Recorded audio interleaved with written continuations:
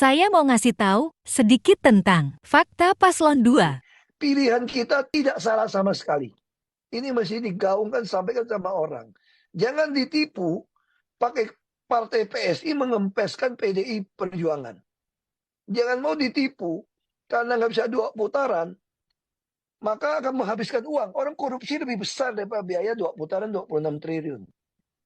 Jadi jangan mau ditipu seolah-olah semua orang mau pindah ke 02 dan mau pindah ke 03. Nah, saya disampaikan, ini bisa kalah loh kamu.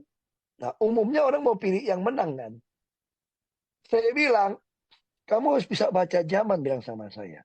Jadi kalau kira-kira yang kalah, yang menang 02, Pak Jokowi, kamu harusnya milih mereka. Kamu bisa jadi dirut, terus jadi menteri. Saya tawarkan jadi dirut Pertamina. Juni kemarin. Terus dia akan bilang begitu menang, Maret ini akan reshuffle, saya diangkat jadi menteri.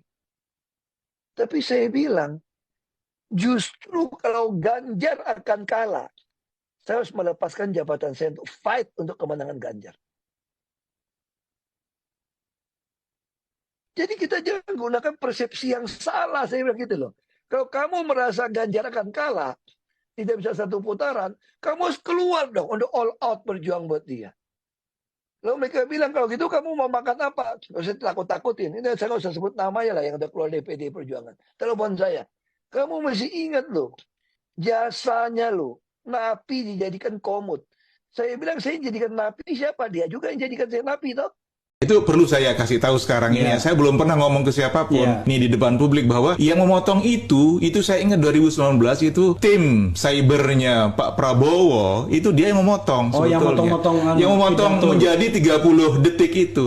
Dia sempat minta maaf ke saya. Tapi orang itu nggak diapa-apain. Ini kan apa sudah harus ke saya sebetulnya ya.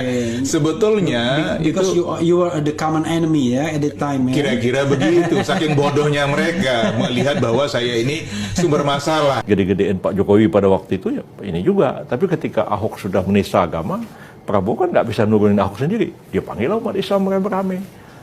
Jual di Istiqlal 212 untuk nurunin Ahok. Memang kalau Ayu sendiri yang gedein Ahok, ya sendiri dong ngadapin Ahok.